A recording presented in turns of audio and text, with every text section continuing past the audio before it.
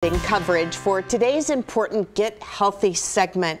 This is National Women's Health Week, and we're focusing on women in their 40s and 50s, maybe a little bit older, and the health-related challenges that can affect all of us at this age. Joining us now, Dr. Karen Adams and Dr. Nicole Serino of the OHSU Women's Health Center. I probably said that wrong, but I know you specialize in helping women. But that's okay. At middle age, we tend to forget those things. That's just one of the things. No, Don't make me she was right on, though, right? No, she was perfect. Okay. Perfect. All right, there is a lot happening at this age that we weren't banking on. Yes. What should we be doing to feel better? Right. Well, so starting at about age 40, things can start to change, and then they really start to change around 50. So the average age of menopause is about 51, and the definition of menopause is no periods for a year. Okay. So when you have stopped having periods for a year, you're officially menopausal.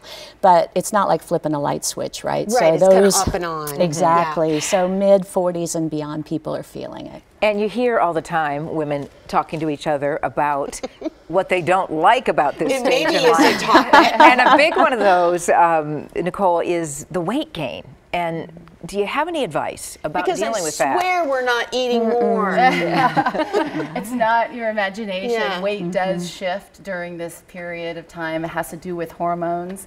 We do have to be more cautious with how much activity we get, what type of activity we get, and what we're eating. So it is manageable to control the weight during this time, but it takes an extra focus. Is there an average that you can expect to put on? I wouldn't say that there's an average, although it is really true that what women say is, I'm doing everything the same. I'm eating the same, I'm exercising the way I always have, and not only am I gaining, but it's sort of settling right here. That is real. But that's you real. understand. What I call the shelf. Of course, the justification becomes, well, my face has to stay fuller, so I got to carry it. That's true. That's true. That does work a little bit. True. Another big one, I hear my mom talking about insomnia. Oh, she just cannot get a good night's sleep. Right. And interestingly, it's harder to manage your weight if you're not sleeping well. Oh, great. So, So you get both. So sleep is so important. It's really important. And when you fix sleep and you get somebody a good night's sleep, often their weight's easier to manage, their hot flashes and night sweats are better, their brain fog's better. Sleep is so essential. How do we achieve a good night's sleep? I've tried many different things. Sounds great, but Well, we start with things like sleep hygiene, you know, and can then add things like I go to bed clean. You shower before you go to bed. cognitive behavior therapy for insomnia and other behavioral techniques.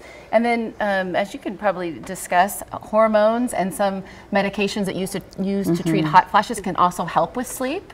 So there's a wide variety of things that we do. We usually start with behavioral interventions. So you say hormones, and I go, oh, you know, because for so many years we hear the caution. So what is the latest information?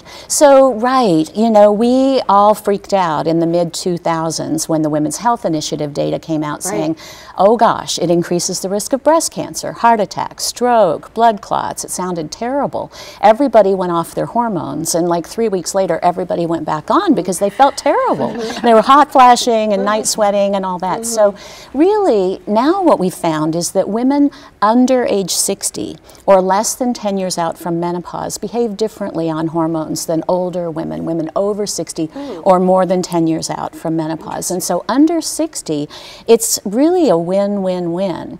And then as women age more into their 60s and 70s, we do start talking about tapering off. But there's really health benefits to being on hormones in terms of bone protection, heart health, not to mention you get a decent night's sleep if you're not kicking off the covers every 20 minutes because you're sweating so when I go to the doctor, though, and give her my long list of complaints, she's very sympathetic, but then she says, well, maybe you should try eating less and exercising more. And I'm like, oh gosh, I hadn't thought of that. Never tried that before. Yeah, that's breaking ground. Right. So I will say, midlife women have to strength train. Okay. They have to strength train because what happens after 50 is your metabolic rate slows down and your muscle gets marbled with fat. And fat is less metabolically active than muscle. So we have to build muscle.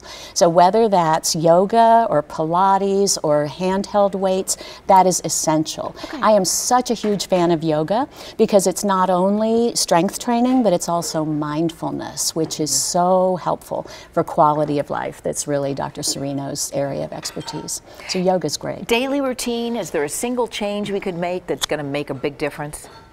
Oh, a single change.